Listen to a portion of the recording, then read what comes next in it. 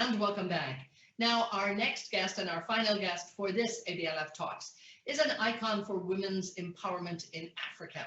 She's the UN Global Ambassador for Peace, bridging the cultural differences from the US to Asia and Africa. So I'm so honored to have her with us. We're thrilled she's joined us. A very, very warm welcome. Please welcome Her Royal Highness, Princess Dr. Moradeun Ogunlana. Lovely to see you. Pleasure to be here. Thank you so much for inviting me. Really, it's looking at the work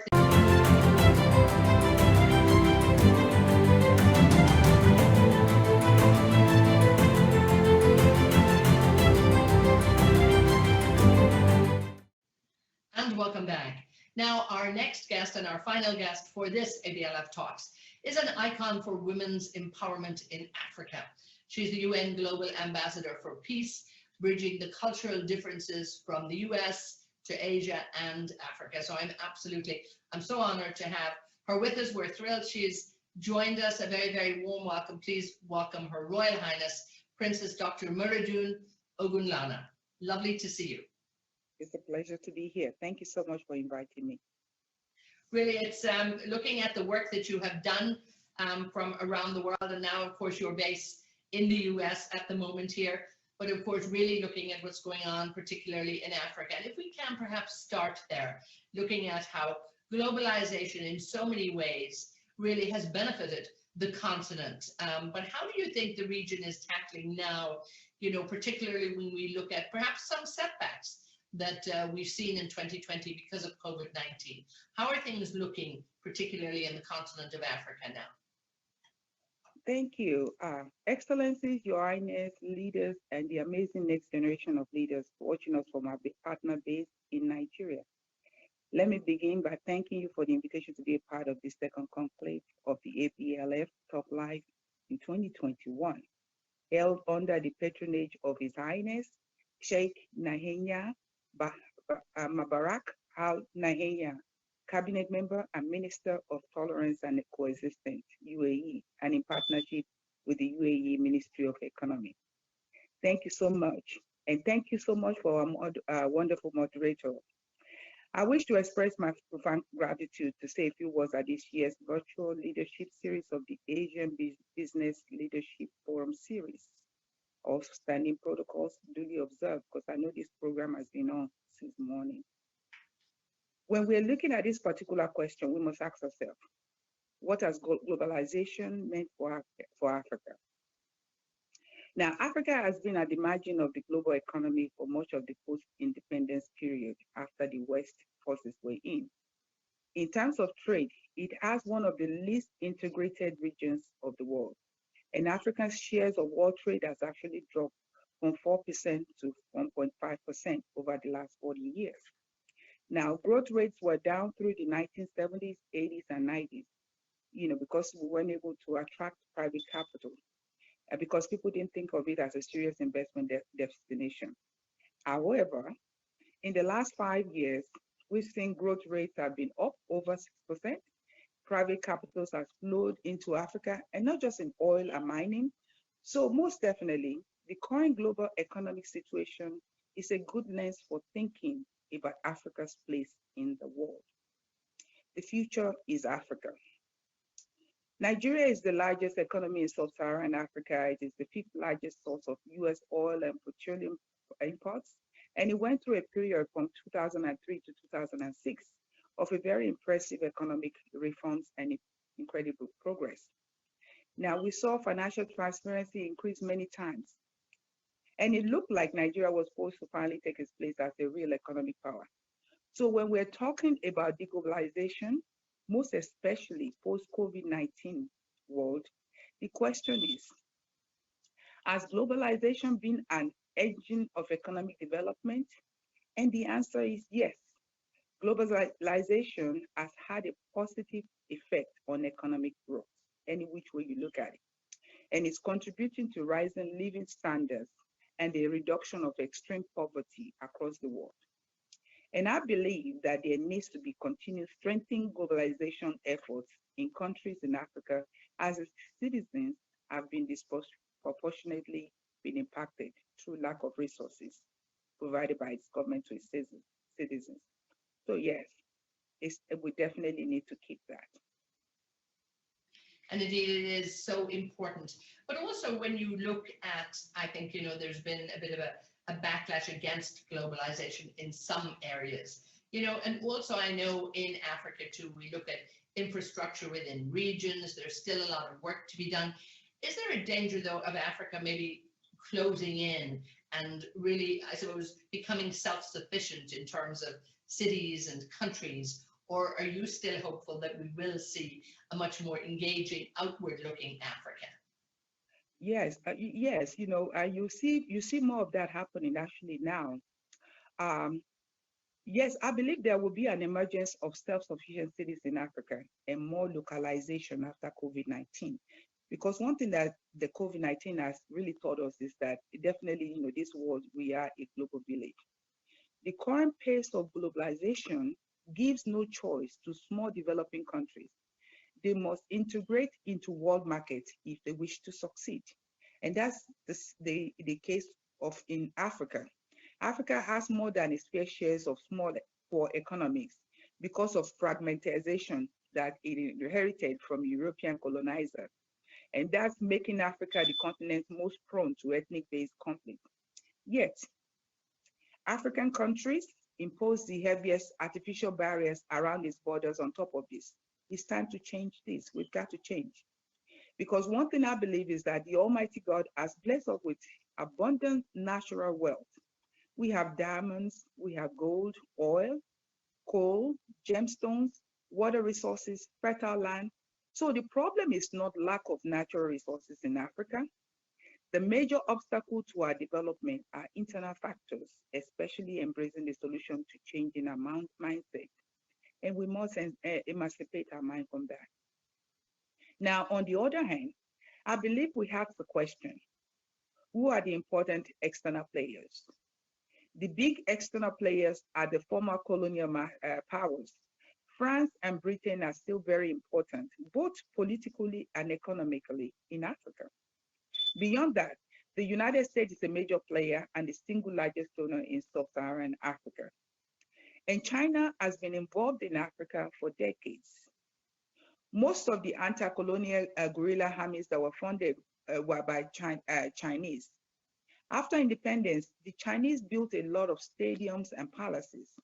But what we're seeing with the current Chinese government, Chinese now, that is a different. It's a lot of private and quasi-private investment, where before it was government to government. So we need to build back that government to government relationship, so that we make sure that the right investment is there and is a win-win for both the continent and for the people that we invite in.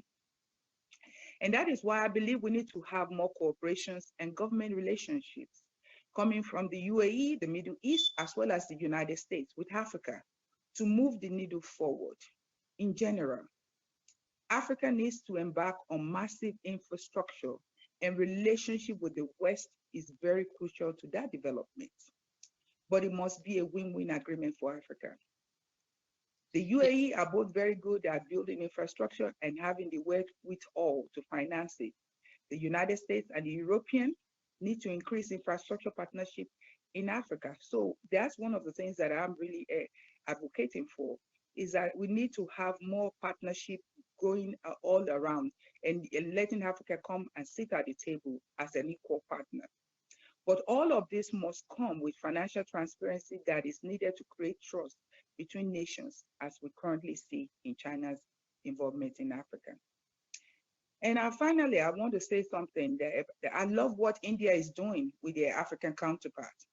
India is getting increasingly involved in Africa.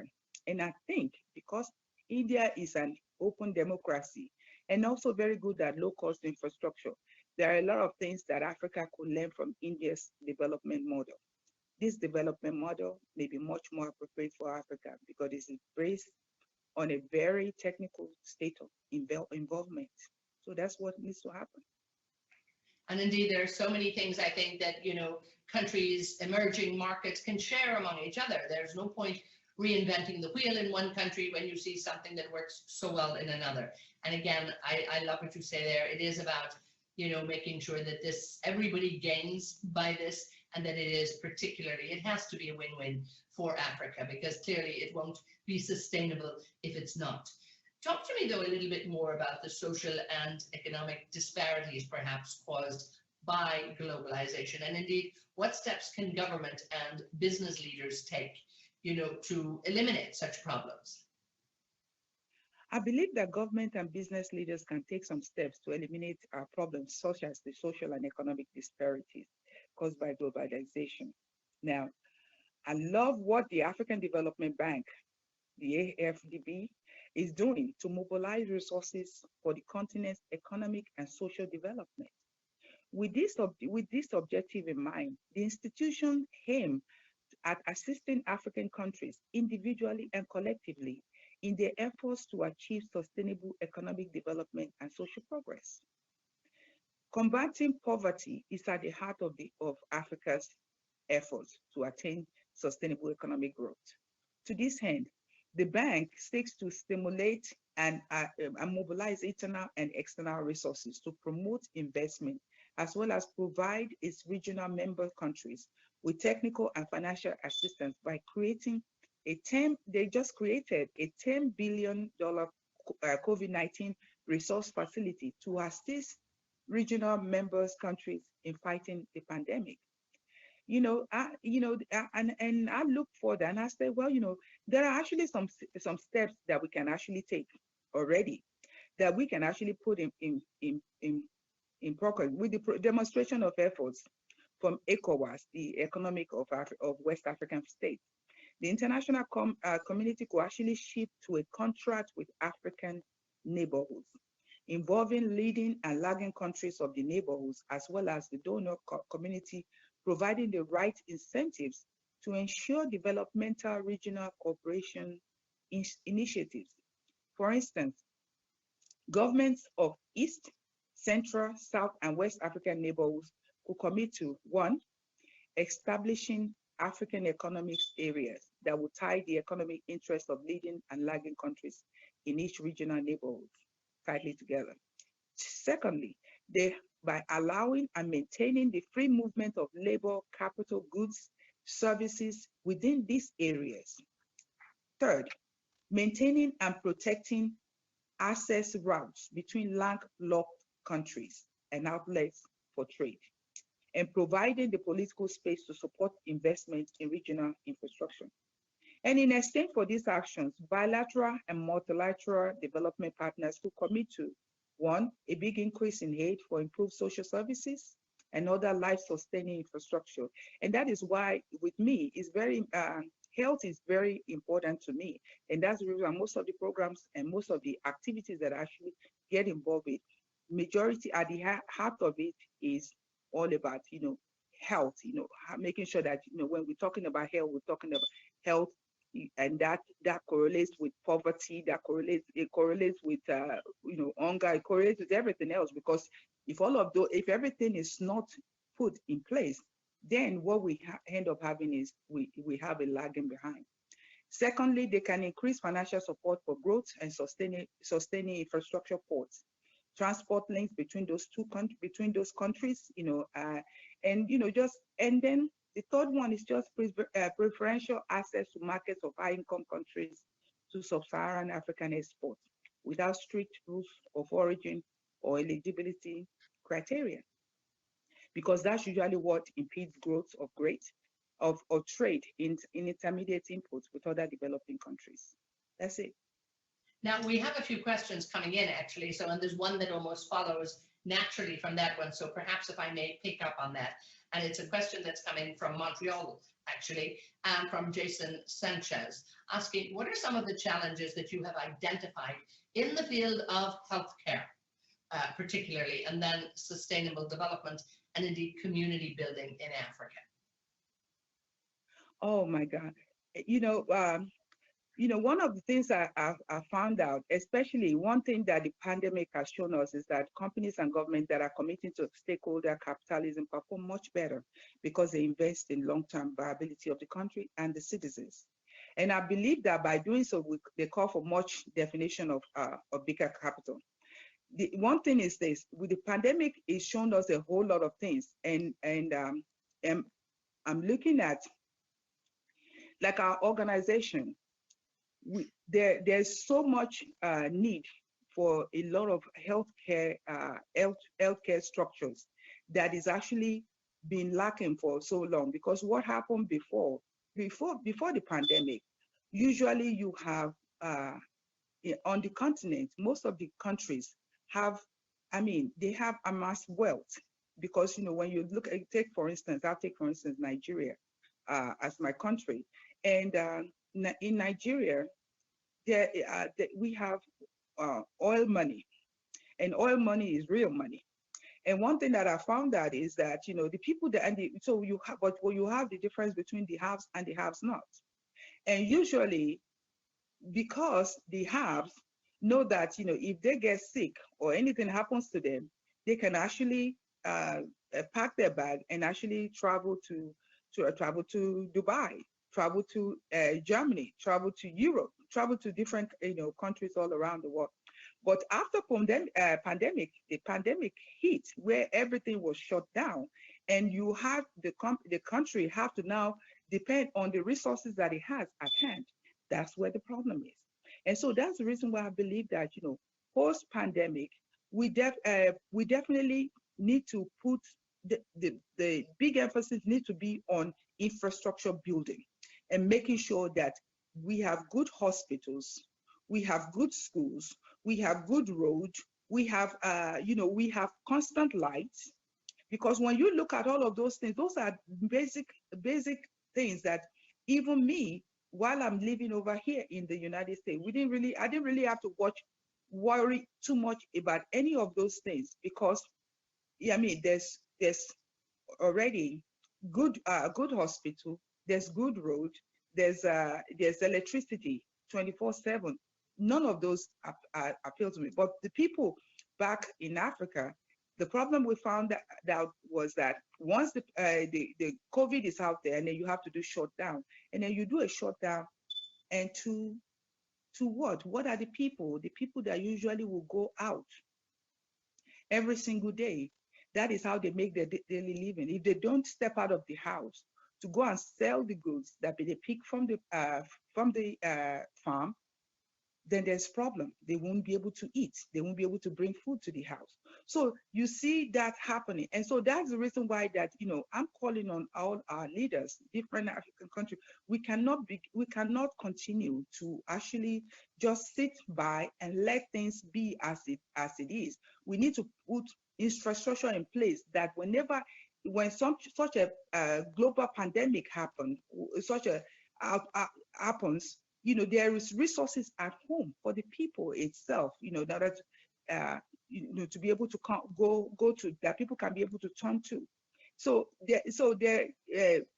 COVID has really shown us, and furthermore, we need to emphasize the sustainability and support for the vulnerable citizens in different parts of the country. Special addresses and active participation from the head of states, from the government and international organizations is needed to discuss the importance of containing COVID-19 and working quickly to mitigate further fractures in society. And I'm urging the government, different and business leaders as well, because it's going to be, the government cannot do it alone. I know that.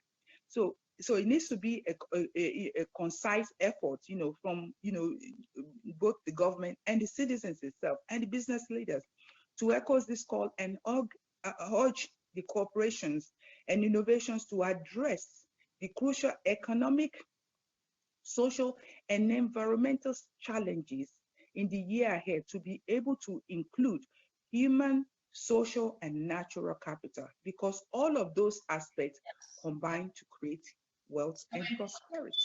I have many, many questions for you, and we only have, I have like about 6 minutes. So I know the time goes very, very fast, but I can feel that passion and a bit of frustration in your voice when you're looking at you can see clearly what needs to be done. And indeed, it is frustrating when we talk about this year after year. A question that came in from Sri Kumar. Do you think it would be possible to set up a Pan-African healthcare fund to actually set up quality healthcare, and maybe some experience coming from India and the UAE? Do other partners need to get involved?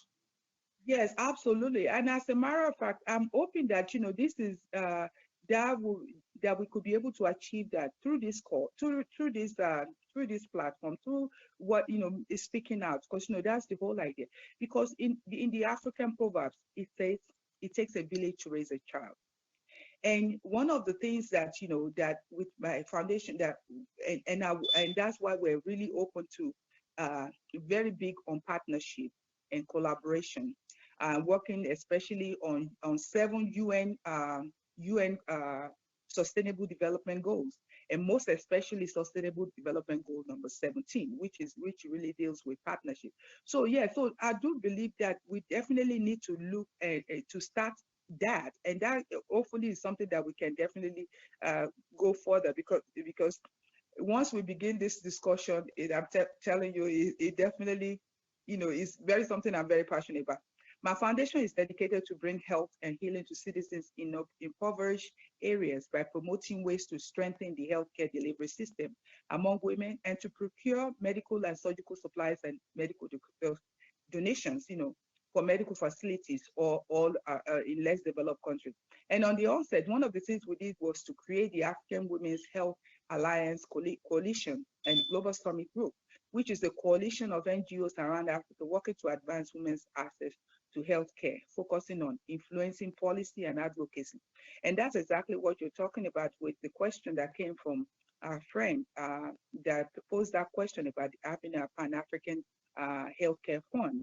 Definitely, because we can actually use that to be able to influence policy and advocacy, sharing program ideas, best practices, in order to even be able to help all the different NGOs so that they can deliver impact, and connecting the donors with NGOs for funding opportunities to scale impact, And another thing we can do is we can use it to drive awareness and outreach to communities, strengthening the capacity of NGO through training resources. So there's so many things that we can do, and I believe that with the African proverb of it takes a village, yes, it's going to definitely take something like this, like what with the question that you just posed. It's going to actually take that for us to actually be able to reach there and see what it is that we need to do. Like now, one of the things, yes, so yes. so I'm looking forward to talking more, because we do believe that healthy society definitely it includes I want to get a few more healthy, questions. I want to please get a few more questions in. I know you have so much great information to give us. You talked a little bit about India and its investment in Africa. A question that came in here also was from Mr. Aminashon. How can the Indian-African relationship, how can that be strengthened? How can you get more investment, from India into the country, and will that be helpful? Yeah, I believe that would be very helpful. It's very instrumental. As a matter of fact, I'm looking forward to that. One thing I believe, I think we can actually start the dialogue, because everything that we're talking about here, one of the things that we can do is first, let's start the dialogue, and we can start the dialogue. Of course, I have all my social media handles. They can always reach me through ABLF. So that if we can want to have further dialogues, because definitely that is very needed, and we need to have that happening. And so I'll look forward to actually be able to discuss so that we can strengthen the relationship, the relationship between Africa, UAE, US, India, like all the different communities, especially communities that we're already involved and working and having, that we have relationship and we are friends in. So I believe definitely we need to start that dialogue, and it's very, very important that we actually start it, and we need to start it today, not tomorrow, but today. So please feel free to reach out to me, and we can actually begin that. And it's all starting from getting governments to sit down together. First, it starts with passionate individuals like us, like the gentleman that raised the question, or the gentle lady or the lady that raised the question. it start with people like us sitting down and then putting together a concise proposal, and then bringing it before the government. They have no other choice but to take it, because because when we put it on paper and with the passion that goes into it, because we have a love for these countries and we want to see Africa succeed. So because of that, the government must definitely listen to us. Now, and we're going to need all the different apparatus to actually be involved in this. Not only just the NGO talking, but also to the media. Making sure that our voices are heard, and they need to be heard in the right places. Now, just to wrap it up, I mean, some countries in the Africa continent, and we look at a very big continent, obviously moving ahead faster than others, and some areas moving ahead. What do you think? We have been talking for years about it's time for Africa, and everybody was getting excited about it, but we now almost seem to be in this almost start-stop position here. What needs to be done, would you say, to really just, open the gates, so to speak, and make sure that Africa rises as a continent in terms of economic health and, the health for the people as well? If we can just wrap it up on that. Yes. Oh, thank you so much. This is so wonderful. And one thing is, the 2020 has definitely changed our lives, and in more ways than we can count. And we have always been given the change of lives. Now, one thing is Africa is the future. The time for Africa is now. And the reason why I say the time for Africa is now, and when we're talking about the future is Africa, because I actually like that phrase, the future is Africa. And I look at it because it's almost like a rebutting, actually a going back to your roots type of things, because everyone in this world has a connection back to the motherland, Africa. And one of the things that we can begin to do that is to actually, and that's one of the reasons why the African Women's Health Project International Organization, we're going to start with this the phrase, and we're going to actually bring together. We started with this program called the AWHPI Friends of Africa project. And what that one was is really just to be able to get people from all around the different world to actually say what Africa means to them, and then we put it together actually into a collage of video. But now we're going even further, more than that, and that is bringing all different nationalities together to actually sit and comprise and actually put together a board that's going to actually start tackling some of the problems and some of the issues that we have in Africa, because Africa has everything. Everything is already in Africa. It's just a way to just be able to. We just need the West to come together for us to just build it and bring Africa back to our original greatness. Because when you look at it, it's the only continent in this world that is so fertile, the land, that if you throw a seed on the ground, the following day you will have the tree sprouting up. Now that's Africa. And what a lovely way to close that off too. The potential that's there, really, and all eyes on Africa, and certainly should be, but we all need to really work together and make sure that we help it move in the right direction. I really want to thank you so much, Princess Moradeun. Thank you for being with us. Thank you for your great insight, your great passion, your great energy, and we wish you the very best of luck, and we hope to connect with you again soon. Thank you so much, and thank you so much for having me to be here, sustaining lives. And, we just need for us, all of us, to just join together to drive this global agenda, because we all know that we are all a global village. Thank you. And we hope we'll see you in person, maybe in Dubai, in the not too distant future, when we can all travel again, and we'll reach out to you in the US. Lovely to talk to you. I love Dubai, so I'm definitely there. I will be there. Super. Thank you so much.